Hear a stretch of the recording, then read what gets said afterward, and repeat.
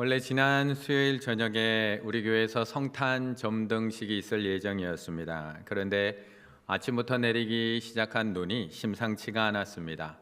오후 되니 점점 쌓여가는 눈이 쉽게 멈출 것 같지가 않았고, 나중에는 행정안전부에서 대설주의보 문자가 도착을 합니다.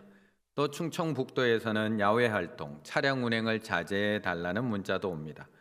결국 지난 수요일에 예정되어 있던 성탄트리 점등식은 이번 주 수요일로 한 주가 연기가 되었습니다. 그렇게 수요일 아침을 보내고 저녁에 예배를 마치고 집으로 가는 길, 정말 눈이 펑펑 내리기 시작을 하더니 집으로 돌아가는 길이 만만치가 않았습니다.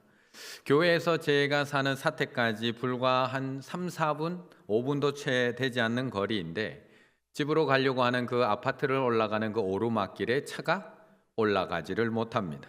중간에 차가 서서 헛바퀴만 계속 돌기 시작을 합니다.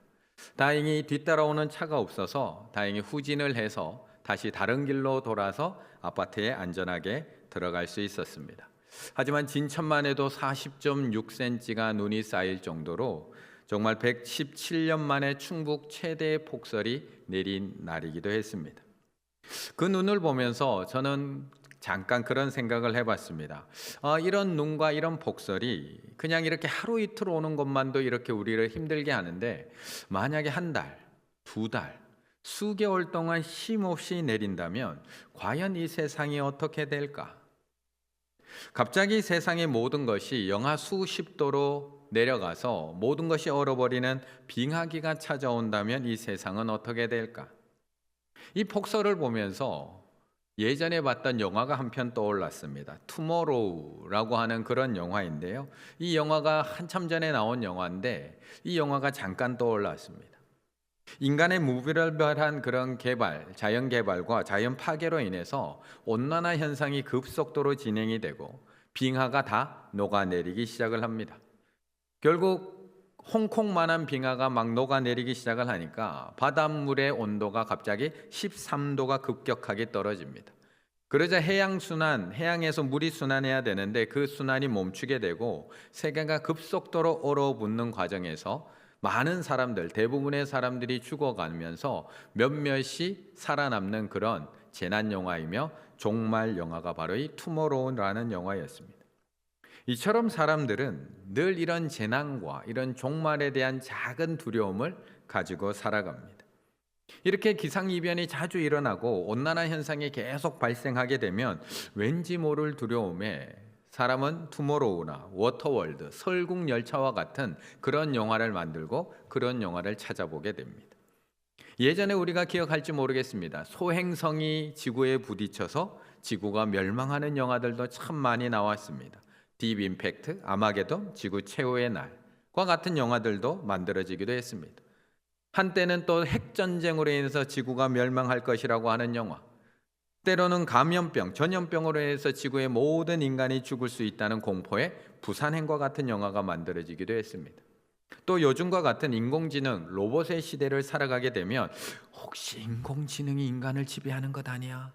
라는 그런 두려움에 또 그와 비슷한 영화를 만들면서 우리는 그 영화를 보며 우리 사람들의 시선을 잡기도 하는 영화들이 만들어지기도 합니다. 이렇듯 우리는 아무렇지도 않은 듯 그렇게 편한 듯 살아가고 있지만 재난이나 지구의 종말이나 마지막 때에 대한 관심들이 참 많이 있다는 것을 알 수가 있습니다. 나와 나의 자녀들이 살아가는 이 세계가 앞으로 아무런 큰 재앙 없이 잘 유지되기를 바라는 마음을 모두가 갖고 있다는 겁니다.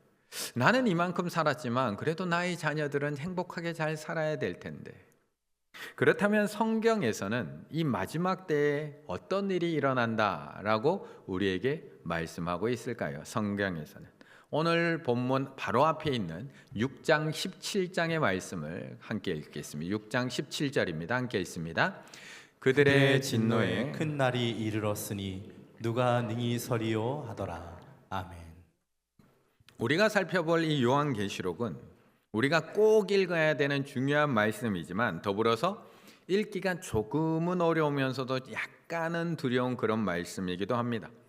또한 많은 이단들이 성도들을 유혹하고 미혹할 때 자주 사용하는 성경이다 보니 왠지 함부로 읽어서는 안 될 것 같고 왠지 함부로 해석해서도 안 될 것 같은 그런 약간의 마음의 불편함이 있는 것도 사실입니다. 하지만 실제로 요한계시록을 조금만 공부해 보면 그렇게 어렵고 그렇게 힘든 책이 아니라는 것을 알게 됩니다. 우리가 멀리 해야 되고 함부로 해석하면 안 되는 책이 아니라 우리가 꼭 읽어야 되고 읽고 힘을 얻어야 되는 책임을 알게 됩니다.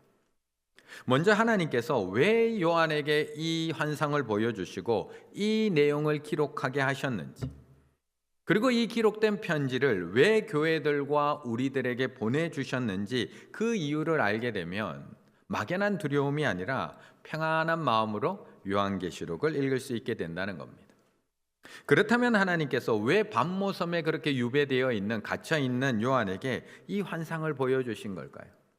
왜 하나님께서는 로마의 그 극심한 핍박과 박해를 받으며 하루하루 억지로 견디며 살아가고 있는 그 믿음의 사람들, 교회들에게 요한을 통해서 이 편지를 보내주시는 걸까?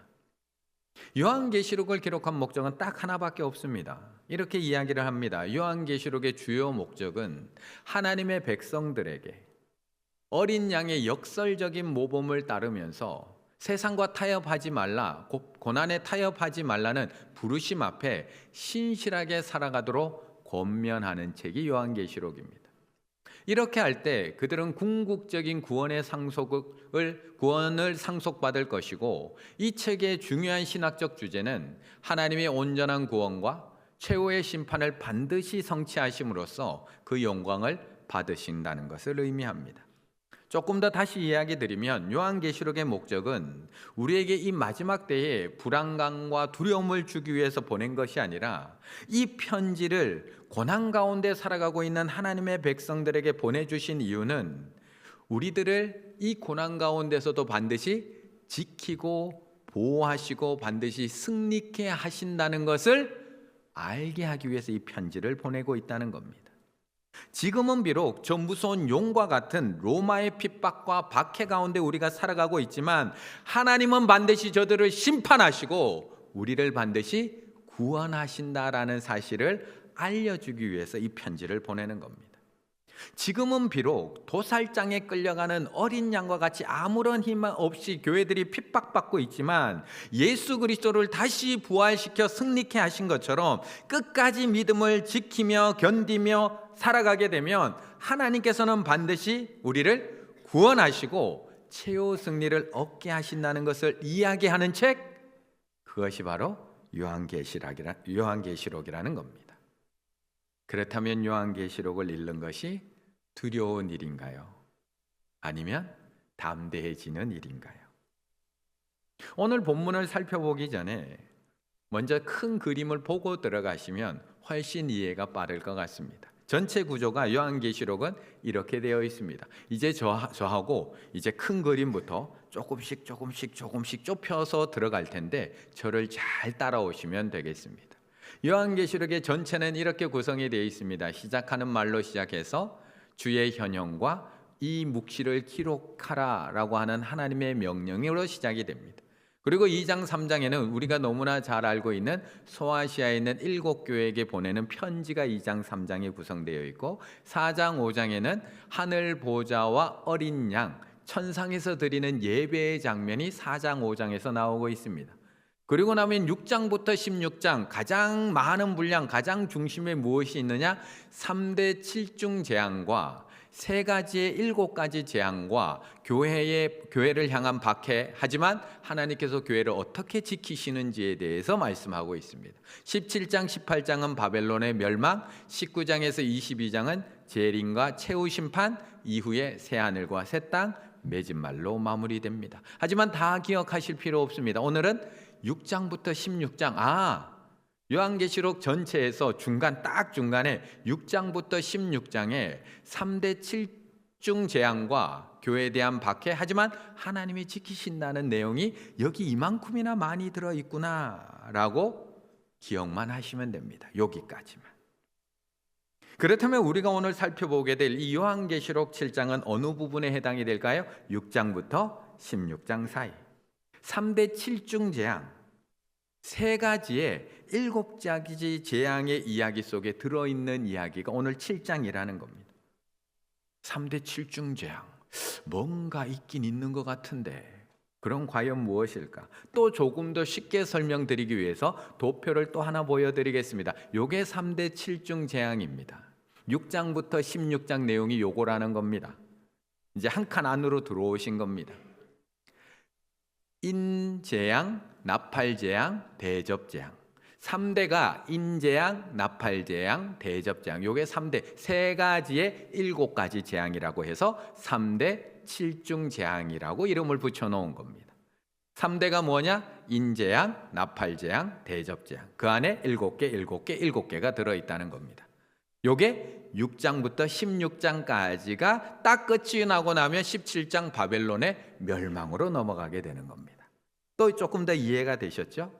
요한계시록을 그냥 읽으면 이야기가 조금 어려운 이유는 이렇게 구성이 되어 있는데 어떤 부분은 살짝 겹쳐 있고 어떤 부분은 중간에 다른 이야기가 살짝 끼어 있기 때문에 조금 어렵게 느껴질 뿐입니다. 일반 책들처럼 시간 순으로 사건 순으로 쭉 기록해 놓으면 우리가 읽고 이해하기가 너무나 편할 텐데 서로 연결되어 진행되고 있으면 너무나 좋을 텐데 그렇지 않은 부분들이 있다는 겁니다. 다시 도표를 한번 보시면 제일 먼저 첫 번째가 인의 재앙인데 7가지면 첫 번째 재앙, 두 번째 재앙, 세 번째, 네 번째, 다섯, 여섯, 7번째까지가 진행이 돼야 됩니다. 인이 뭐라고 하면 두루마리에 이렇게 임봉되어 있는 그 인을 이야기하는데 하나님의 손에 있던 것을 예수님이 두루마리를 받아서 그 인을 뗄 때마다 재앙이 펼쳐지는 겁니다.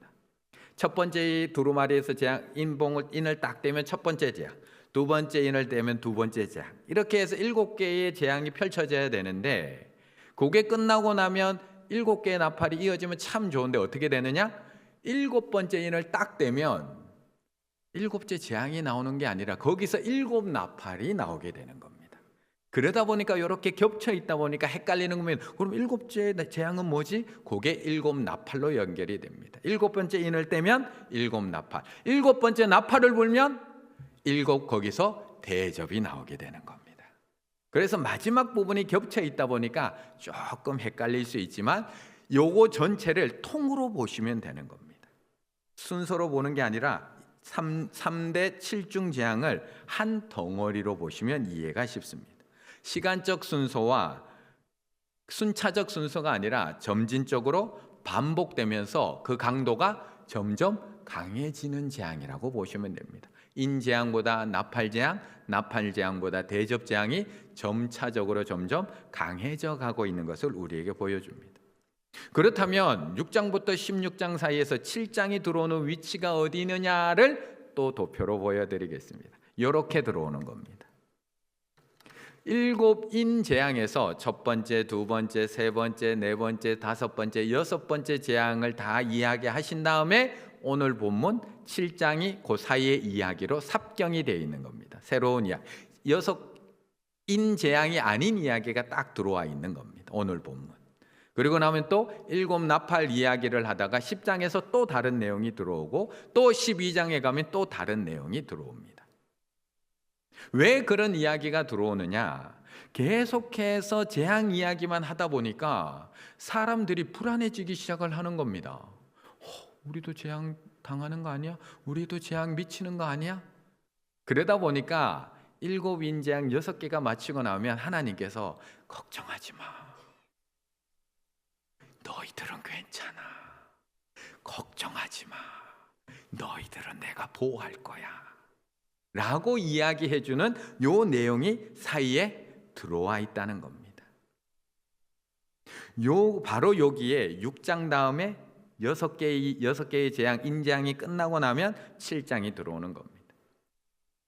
앞에 5장에서 어린 양 되신 예수님께서 보좌에 앉으신 하나님의 손에서 두루마리를 받으십니다. 그리고 6장에 들어가면서 그 인봉을 하나하나씩 떼기 시작을 하는데 그때마다 재앙이 일어나기 시작을 합니다. 그렇다면 어떤 재앙이 일어나느냐 6장에서 그것도 정리해 드리겠습니다. 이런 재앙이 일어나는 겁니다. 첫 번째 인을 딱 냈더니 흰말이 등장을 합니다.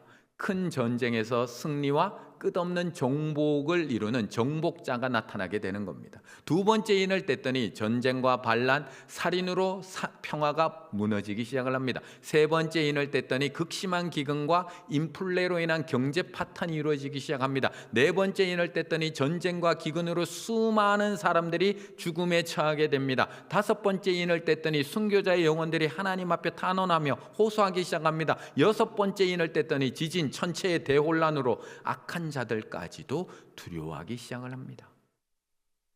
그러고 나면 몇 장요? 7장이 들어가는 겁니다.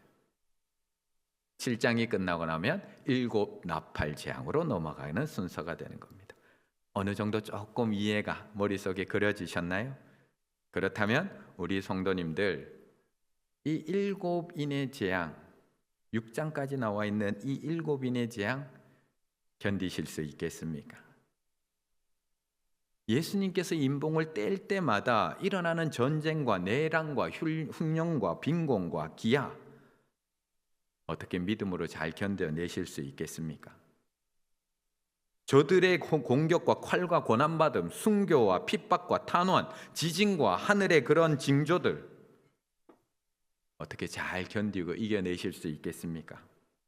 지금 당하고 있는 이 작은 고난 하나도 견디지 못해서 오늘도 하나님 앞에 저 참을 수가 없어요, 저 견딜 수가 없어요 라고 기도하고 있는 우리들인데, 또 믿음 흔들리고 있는 우리들인데, 정말 7인의 재앙 중에 6가지, 아직 뒤에 2 스토리 또 남았습니다. 6가지 잘 견디고 이겨내실 수 있겠습니까? 그래서 오늘 앞에 있는 6장 우리가 읽은 17절이 어떻게 마무리되고 있느냐, 이렇게 마무리되고 있는 겁니다. 누가 능히 서리요? 누가 능히 서리요? 이 6가지 인재앙 앞에서 누가 과연 온전히 서 있을 수 있느냐? 라고 6장이 질문하면서 마무리되는 겁니다. 그러면 오늘 본문 7장은 그것에 대한 답변을 해주고 있는 겁니다. 그것에 대한 답변. 이제 오늘 본문으로 들어갑니다. 7장 1절의 말씀 같이 읽습니다. 시작. 이 일 후에 내가 내 천사가 땅 내 모퉁이에 선 것을 보니 땅의 사방의 바람을 붙잡아 바람으로 하여금 땅에나 바다에나 각종 나무에 불지 못하게 하더라. 아멘. 6장 마지막에 던진 하나님의 질문, 그들의 진노의 큰 날이 이르렀으니 누가 능히 서리요? 누가 그 진노와 재앙 앞에 누가 온전히 서 있을 수 있느냐라는 질문에 7장은 땅 사방에 가서 바람을 붙잡고 있는 4 천사의 등장으로 오늘 본문이 시작되고 있는 겁니다. 이 천사들은 멸망하는 자, 즉 하나님의 심판을 담당하는 천사들입니다. 하나님은 동서남북 사방에 이 천사를 보내서 이 땅을 심판하려고 하는 바람을 불려고 준비하고 있는 겁니다. 왜 사방으로 보냈느냐? 이 재앙을 피할 사람이 아무도 없다는 겁니다. 동서남북 사방에서 불어오기 때문에 어느 곳에 숨어도 이 재앙을 피할 사람은 아무도 없다. 그런데 이 천사들이 심판하려고 사방으로 흩어져서 심판하려고 하는 그 순간 갑자기 한 천사가 등장을 하는 겁니다. 마치 암행어사라는 드라마에서 꼭 누군가를 목을 치려고 할 때, 뭔가를 하려고 할 때, 곤장을 때리려고 할 때 멈추시오 라고 하는 것처럼 그 순간 한 천사가 하나님이 주신 도장을 들고 등장을 하는 겁니다. 그리고 사방에서 바람을 일으키려고, 진노를 일으키려고 하는 천사들을 향해 멈추시오 라고 외치고 있는 것이 3절입니다. 이르되 우리 하나님의 종들의 이마에 인치기까지 땅이나 바다나 나무들을 뭐하지 말라? 해하지 말라 하더라. 내가 가서 이마에 인치기, 도장을 찍기까지 가만히 멈추라는 겁니다. 인치다, 스프라기죠. 봉인하다, 인치다, 확증하다, 인침을 받다, 도장을 찍다. 마치 에스겔 환상 속에 나오는 이마에 표를 받은 자들, 표 있는 자들, 하나님의 도장을 받은 이 땅의 사람들은 천사들이 심판하지 못하도록 만들고 있는 겁니다. 에스겔 9장 6절에 보면 이런 말씀이 있습니다. 늙은 자와 젊은 자와 처녀와 어린이와 여자를 다 죽이되 이마에 표 있는 자에게는 가까이 하지 말라. 마치 이 말씀처럼 이마에 도장을 받은, 하나님의 인을 받은 그 그 주의 백성들은 사방에서 불어오는 진노의 재앙에서 안전하다. 멸망하게 하는 자, 그 천사들이 그 이마의 표, 이마의 도장을 보고 그 재앙이 지나가게 된다는 겁니다. 마치 하나님께서 모세를 애굽에 보내서 이스라엘 백성들을 이끌어내실 때 그 마지막 재앙 때 애굽에 있던 장자들은 다 죽었지만 하나님께서 선택하신 가정, 하나님을 믿고 어린 양을 잡아서 자신의 문 임방과 설주에 그 피를 바른 가정들에게는 그 멸망하는 천사가 지나갔던 것처럼 어린 양의 피라는 도장이 찍혀 있는 그 가정에는 그 죽음이 지나갔던 패스오버 되었던 것처럼 그 일이 일어날 거라는 겁니다. 출애굽기 12장 13절 내가 애굽 땅을 칠 때에 그 피가 너희가 사는 집에 있어서 너희를 위하여 표적이 될지라. 내가 피를 볼 때에 너희를 패스오버 넘어가리니 재앙이 너에게 내려 멸하지 아니하리라. 요 얘기가 바로 이 이야기입니다. 도장, 인을 찍는다는 것은 나의 소유, 너는 내 거야 라는 것을 의미합니다. 그 표시가 출애굽 때는 문 설주와 임방에 발랐던 어린 양의 피이고 에스겔과 요한계시록에는 바로 이마의 인침, 이마에 하나님의 도장을 찍는 것이라고 말씀하고 있는 겁니다. 그래서 이 인이 찍혀 있는 자는 하나님의 것이기 때문에 멸망하는 천사가 그들을 공격하지 못합니다. 산들이 무너지고 바다가 일어나고 전쟁과 기근이 찾아오고 대적들이 사방에서 둘러싸서 공격해 올지라도 내 도장 찍어 놓은 내 것은 내가 지킨다. 이걸 이야기해 주고 있는 것이 요한계시록인 겁니다. 세상은 그들에게 찾아오는 하나님의 진노와 심판 앞에 피할 길이 없습니다. 그래서 세상은 그 진노 앞에 나는 망했다라고 외치고 있습니다. 그런데 하나님께서는 이 7장을 통해서 6장 다음에 7장을 딱 넣어 놓음으로 인해서 세상은 다 망하겠지만 내가 세상을 심판하는 중에도 너희는 내가 보호할 거야. 이거를 알려주고 있는 본문이 7장인 겁니다. 내가 택한 백성, 나의 교회, 그러는 내가 이 모든 재앙에서부터 안전하게 할 거야. 하나님의 것이라고 인쳐진 우리들은 결코 망할 수도 결코 진멸될 수도 없다는 것을 알려주고 있는 겁니다. 하나님은 지금 밤모섬에 갇혀서 언제 죽을지 모를 요한에게 이 환상을 보여주고 있는 겁니다. 그리고 도미티아누스 황제의 치약에서 핍박받고 있는 그 소아시아의 교인들에게도 요한을 통해서 편지를 보내고 있는 겁니다. 그리고 오늘도 세상 가운데서 핍박과 고난 가운데 힘들게 살아가고 있는 우리들에게도 이 요한계시록에는 편지를 보내서 이 이야기를 해주고 있는 겁니다. 아무리 세상이 너희를 집어삼키려고 해도 너희는 내 거야. 그래서 내가 너희를 지킬 거야. 걱정하지 마. 이 이야기 해주고 있는 겁니다.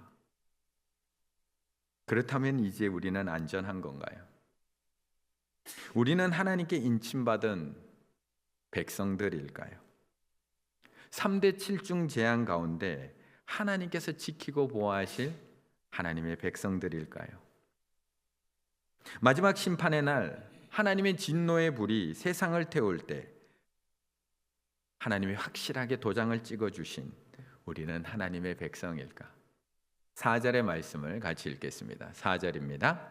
내가 인침을 받은 자의 수를 들으니 이스라엘 자손의 각 지파 중에서 인침을 받은 자들이 14만 4천이니. 아멘.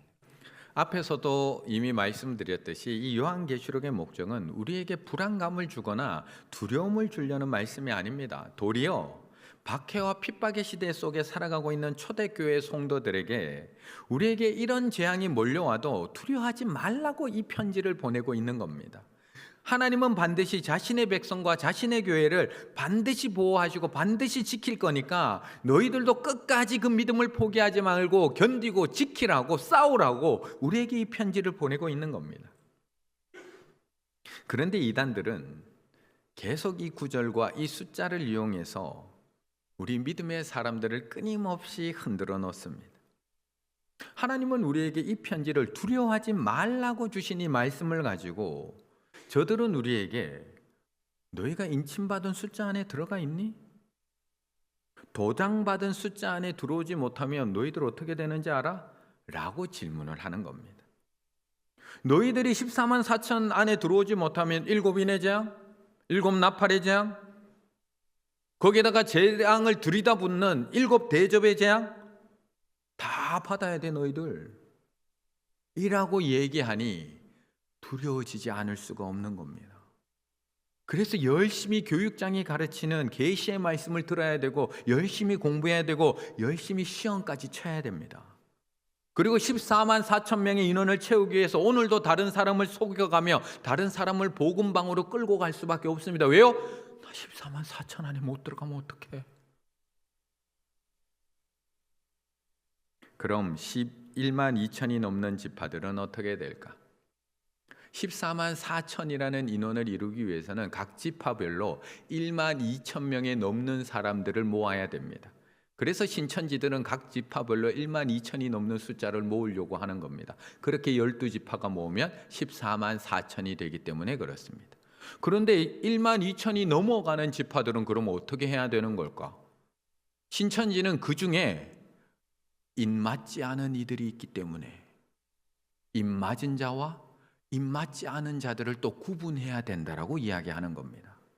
입맞은 자와 입맞지 않은 자. 그래서 뭘 치느냐? 천국 자격시험.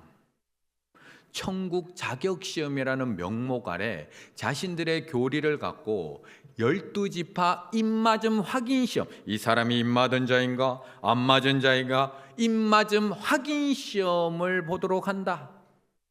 시험 범위는 요한계시록 22전장이며 이를 세 차례에 나누어서 시험을 봅니다. 차수마다 90점 이상 받아야지만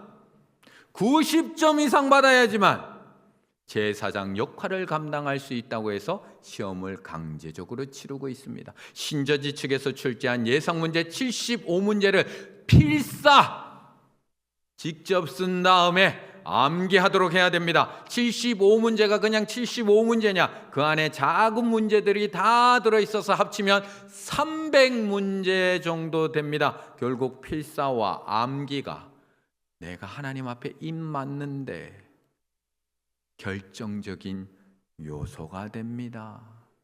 인사 나누시겠습니다. 죄송하지만 탈락하셨습니다. 90점 이상 넘으셔야 된답니다. 300문제를 손으로 다 쓰고 다 외우셔야 된답니다. 큰일입니다, 우리. 정말 12지파 입맞음 확인 시험에 합격해야지 우리가 천국에 들어갈 자격을 얻게 되는 걸까요? 차수마다 3차에 걸쳐서 90점 이상 받아야지만 우리가 14만 4천이라는 숫자 안에 들어가는 걸까요? 우리는 오늘도 실수하고 오늘도 넘어지고 있는데 오늘 본문에서 말씀하고 있는 인침받은 숫자에 우리가 그럼 들어갈 수나 있는 걸까요? 한 문제도 못 외우고 있는데. 여기서 14만 4천이라고 하는 숫자를 명확하게 이해하셔야 됩니다. 이는 어떤 기독교 이단의 주장처럼 문자적으로 정확하게 이 숫자 14만 4천 명만 구원받는다는 말이 아닙니다. 히브리 셈법에는 구약의 12지파, 신약의 12제자를 곱하면 144가 됩니다. 이 144에 히브리 사람들은 셀 수 없을 만큼 많다, 굉장히 많다라는 숫자, 뜻의 숫자를 1000으로 썼기 때문에 144에 이 1000을 곱해서 14만 4천이 되는 겁니다. 이 숫자는 새 이스라엘, 구원받을 새 이스라엘로서 유대인, 이방인, 모든 그리스도인을 포함한 구원받는 하나님의 백성들은 수없이 많다라는 것을 뜻하는 숫자입니다. 특히 14만 4천은 3절, 오늘 본문 3절에 나오는 천사가 이마에 인친 하나님의 종들을 의미하는데 하나님의 마지막 때는 지금이 아니고요. 예수님께서 이 땅에 오신 그 2000년 전부터 재림하실 때 그때까지가 이 마지막 때이기 때문에 그 사이에 2000년 동안 있었던 준비하신 하나님의 숫자가 바로 14만 4천이라는 겁니다. 그렇다면 그때부터 예수님이 이 땅에 오신 때부터 재림 때까지 얼마나 많은 사람들이 있었을까요? 12제자로부터 오늘까지 얼마나 많은 숫자들이 있었을까요? 지금 14만 4천만을 의미하는 게 아니라 그 2000년 동안 있었던 하나님의 숫자를 의미한다는 겁니다. 결국 14만 4천이라는 것은 수를 헤아릴 수 없는 그런 많은 사람이라는 뜻이라는 겁니다. 그래서 오늘 본문에서는 14만 4천이라는 사용하고 있지만 이어지는 19절에서는 또 다른 문장을 쓰고 있는 겁니다. 오늘 4절 인침받은 자들이 14만 4천이니 하지만 9절에서는 뭐라고 말씀하시느냐, 이 일 후에 내가 보니 각 나라와 족속과 백성과 방언에서 아무도 능히 셀 수 없는 큰 무리가 나와서 흰옷을 입고 손에 종려가지를 들고 보좌 앞에 어린 양 앞에 서 있다는 것을 또 말씀하고 있는 겁니다. 더불어서 다른 본문에서도 14만 4천의 숫자가 아니라 셀 수 없이 많은 사람들이 구원받는다는 것을 창세기부터 끊임없이 이야기하고 계십니다. 하나님이 아브라함에게 약속해 주셨을 때도 그를 이끌고 밖으로 나가 이르시되 하늘에 우러러 뭇별을 셀 수 있나 보라. 또 그에게 이르시되 너의 자손, 구원받는 너의 자손이 14만 4천 명이 아니라 뭇별을 셀 수 없을 만큼 이만큼 많이 될 거야. 히브리서 12장 2절에 가서도 똑같이 얘기하는 겁니다. 이러므로 우리에게 구름같이 둘러싼 허다한 증인들이 14만 4천 말고요, 허다한 증인들이 있으니 말씀하고 있는 겁니다. 그렇다면 우리는 지금 이 숫자 안에 들어가 있는 것일까요? 나는 인침받은 하나님의 백성일까요? 아무리 허다한 무리들이 구원받는다고 해도, 하나님의 자녀가 된다고 해도 내가 그 안에 들어가 있지 않다면 아무 소용없는 것 아닌가요? 나는 하나님의 인침받은 사람인가요? 이 시간 조용히 땀을 닦는 것처럼 이 말을 한번 싹 만져보시면 좋겠습니다. 표시 안 나게. 나는 도장을 받았나? 나는 주름밖에 안 잡히는데 나는 도장을 받았나? 이렇게 애매하고 있는 우리들에게 하나님은 이미 성경에서 우리에게 확실하게 말씀해 주십니다. 고린도후서 1장 22절 그가 또한 우리에게 인치시고 보증으로, 그 확증으로 우리 마음에 누구를 주셨다고요? 성령을 주셨느니라. 그 안에서 너희도 진리의 말씀 곧 너희의 구원의 복음을 듣고 그 안에서 또한 믿어 약속의 성령으로 뭘 받았다? 인치심을 받았으니. 내 안에 성령이 계십니까? 내 안에 구원의 보증 되시는, 인침의 보증 되시는 성령이 계십니까? 내 안에 인침받은 자의 증거가 되시는 그 성령님이 계십니까? 구원의 복음을 듣고 약속의 성령으로 인치심을 받았습니까? 그런데도 여전히 그런가? 또 불안해하고 있는, 혹시 내가 아직도 인침받은 백성이 아직도 되지 않은 것 아닌가 불안해하고 있는 우리들에게 또 하나님은 말씀해 주십니다. 고린도전서 12장 3절 이번에는 함께 읽습니다. 시작. 그러므로 내가 너에게 알리노니 하나님의 영으로 말하는 자는 누구든지 예수를 저주라 하지 아니하고 또 성령으로 아니하고는 누구든지 예수를 주시라 할 수 없느니라. 아멘. 질문을 바꿔드리겠습니다. 예수 그리스도를 나의 구주로 고백하고 계십니까? 오직 예수님만이 나의 구원자임을 믿고 계십니까?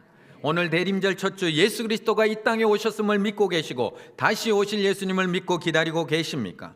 그 어떤 것도 우리를 예수 그리스도의 사랑에서 끊을 수 없다는 것을 믿고 계십니까? 시험 점수가 아니라 내가 몇 명을 전도해야 되는 것이 아니라 14만 4천이라는 숫자를 채워야 되는 것이 아니라 오직 예수 그리스도의 이름으로 구원받음을 믿으십니까? 그렇다면 우리는 이미 인침받은 백성인 줄로 믿습니다. 이 당시 믿음의 사람들에게 로마 제국의 그 견딜 수 없는 고난과 핍박과 박해와 죽음이 찾아왔던 것처럼 마지막 때를 살아가고 있는 우리들에게도 동일한 핍박과 고난과 박해가 주어집니다. 믿음으로 살아가려고 하는 우리들을 세상과 어둠의 권세들은 절대 그냥 내버려 두지 않습니다. 때로는 기근으로 우리를 힘들게 하기도 하고, 때로는 경제적 파탄이 이뤄지기도 하고, 때로는 예상치 못한 지진과 자연재해가 찾아오기도 하고, 때로는 번개와 우박이, 때로는 전염병으로 우리가 먹고 살 길이 막막해지기도 하고, 때로는 질병으로 인해서 내일의 미래가 불투명해지기도 하고, 때로는 억울한 일, 답답한 일이 다가오기도 하고, 우리를 공격해 오기도 하고, 우리를 넘어뜨리려고도 할 겁니다. 하지만 두려워하지 말라는 겁니다. 그런 우리들에게 하나님은 오늘 이 요한의 편지를 통해서 말씀하고 계시는 겁니다. 너희는 반드시 승리한다. 이대로 무너지지 않는다. 지금은 비록 핍박과 박해 가운데 놓여 있을지 모르지만 인침받은 나의 백성을 내가 그냥 내버려 두지 않는다. 지키고 보호할 것이다. 인도할 것이다. 구원할 것이다. 사방으로 우겨쌈을 당할지라도 하나님은 반드시 나를 건지실 것이다. 믿음의 확신을 가져라. 이 이야기를 하고 계시는 겁니다. 주님의 오심을 기다리는 대림절, 이 땅에 오신 예수님께서 2000년 전 나를 살리기 위해서 이 땅에 오셨고, 다시 오실 예수님, 인침받은 나, 하나님의 도장 찍힌 나를 구원하기 위해서 다시 오신다는 것을 반드시 믿으며 끝까지 믿음으로 승리하실 수 있는 우리 충일의 가족들 다 되시기를 간절히 바라겠습니다.